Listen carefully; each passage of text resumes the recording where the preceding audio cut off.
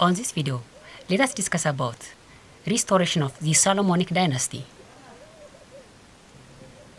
As stated the previous title, the Zagwe dynasty fell down mainly because of opposition coming from its tributary region of Amhara. By then, Amhara constituted the present-day southern Wollo and northern Shua. The Amhara ruling classes took away political power from the Zagwe around 1270 AD. A local ruler in Amhara named Yikuno Amlak, who ruled from 1270 up to 1285 AD, founded a new dynasty. The new dynasty was called the Solomonic dynasty. This also marked the beginning of the Ethiopian medieval period. በዚህ ቪዲዮ የሰሎሞናውያን ስርወ መንግስት እንደገና የመመለስ ታሪክን በተመለከተ እንማራለን። ከዚህ በፊት በነበረ ርዕስ እንደተማርነው ወይንም እንደገለጽነው ለዛጉዌ ስርወ መንግስት መውደቅ ዋነኛ ምክንያት ከዛጉዌ ገባር አካባቢ ከአማሃራ ተቃውሞ መምጣቱ ነበር። በወቅቱ አማሃራ የሚያጠቃልለው የአሁኖቹን ደቡባዊ ወሎንና ሰሜናዊ ሸዋ አካባቢዎችን ነበር። የአማሃራ ገዢ መደብ የፖለቲካ ስልጣን ከዛጉዌ የነጠቁት በ1270 ዓመተ ምህረት ነው።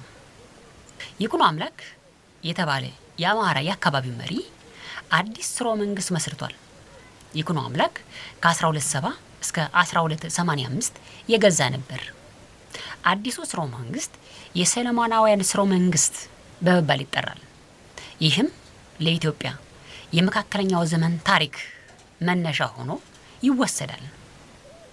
The Ethiopian medieval period history stayed from 1270 up to 1855 AD. King Yikuno Amlak and his followers took this dynasty name to justify their legitimacy. To that end, he restored the legend of the King of Sheba and King Solomon, to whom he claimed descent through the last Aksumite king named Dilnaod. Yikuno Amlak used this legend to show the people that the Zagwe rulers were illegitimate to the political power. Hence, Yikuno Amlak and his followers consider themselves as restorers of the ancient dynasty. All these things were ensured in a 14th century book called ክብረ ነገስት or the glory of kings. ይኩኖ አምላክና የሱ ተከታዮች የሰሎሞናውያን ስርወ መንግስት የሚለውን ስም የወሰዱት ወይንም የተጠቀሙት የነሱን ህጋዊ መሆን ለማሳመን ራሱን የአክሱሙ የመጨረሻው ንጉስ የዲልናኦድ የዘር ሐረግ እንዳለው በመግለጽ የንግስት ሳባንና የንጉስ ሰሎሞን አፈታሪክን እንደመለሰም የተጠቀመው ነው። ይኩኖ አምላክ ይህን አፈታሪክ የተጠቀመው የዛጉዌ መሪዎች በፖለቲካ የበላይነቱ ህጋውያን እንዳይደሉ ለመግለጽ ነበር ወይንም ለማሳየት ነው። በዚህም ይኩኖ አምላክና የሱ ተከታዮች ራሳቸውን የጥንቱ ስርወ መንግስት አስመላሽ አድርገው ይወስዳሉ። እነዚህ ሁሉ ነገሮች በ14ኛው መቶ ክፍለ ዘመን ቅዱስ መጽሐፍ ክብረ ነገስት ወይንም the glory of king በተባለ ተመዝግቦ የተቀመጠ ነው። The new dynasty was influential and even though it is a legend, its claim was generally accepted by the people.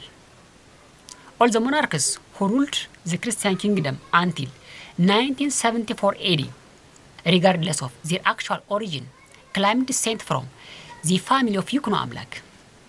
This means that the Solomonic dynasty lasted for over 700 years. ይህ ስርወ መንግስት ተጽዕኖ የነበረው አፈታሪክ ቢሆንም በጥቅሉ ፍላጎቱ በህዝብ ይሁንታ የነበረው ነው። እስከ 1974 የነበሩ ሁሉም የክርስቲያን ነገስታቶች የዘር ሐረግ አመጣጣቸው ከይኩኖ አምላክ አድርገው ይወስዳሉ። ይህ ማለት የሰሎሞናውያን ስርወ መንግስት ከ700 ዓመት በላይ የቆየ ነው።